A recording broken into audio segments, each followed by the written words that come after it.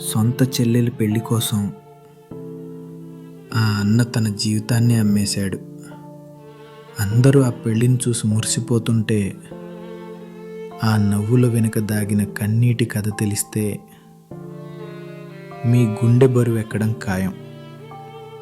ఆనంద్కి తన చెల్లెలు కవిత అంటే పంచప్రాణాలు. చిన్నప్పుడే తండ్రి చనిపోతే తండ్రి లేని లోటు తెలియకుండా చెల్లెల్ని అల్లారు ముద్దుగా పెంచాడు. తను కూలి పనికి వెళ్తూ చెల్లెల్ని చదివించాడు. కవితకు ఒక పెద్ద సంబంధం వచ్చింది. కానీ పెళ్లి ఖర్చులు, కట్నం తలకు మించిన భారం అయ్యాయి. అయినా సరే తన చెల్లెలి పెళ్ళి ఏ లోటు లేకుండా జరగాలని ఆనంద్ నిర్ణయించుకున్నాడు. రాత్రింబవళ్ళు కష్టపడ్డా డబ్బు సరిపోలేదు. చేతిలో చిల్లిగవ్వలేదు. కానీ చెల్లికి మాత్రం అన్నీ మంచివే కొనాలనుకున్నాడు.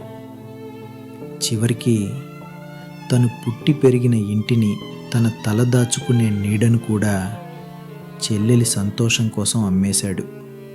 కానీ ఈ విషయం ఎవరికీ తెలియనివ్వలేదు.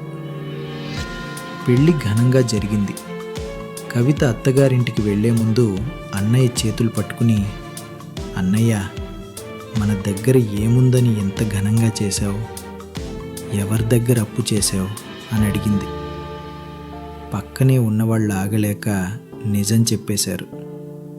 నీ పెళ్లి కోసం మీ అన్నయ్య ఇల్లు అమ్మేశాడు తల్లి అని.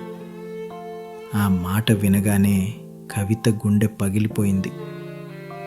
నా పెళ్లి సరదా కోసం నీ ఇల్లు అమ్మేశావా అన్నయ్య? నాకు ఈ నగలు వద్దు.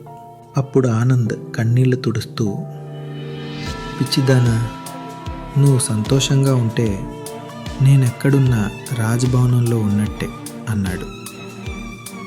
చెల్లెలి భవిష్యత్తు కోసం వర్తమానాన్ని త్యాగం చేసే ప్రతి అన్నయ్య మరో తండ్రి రూపమే. మీకు కూడా ఇలాంటి అన్నయ్య ఉంటే లైక్ చేయండి.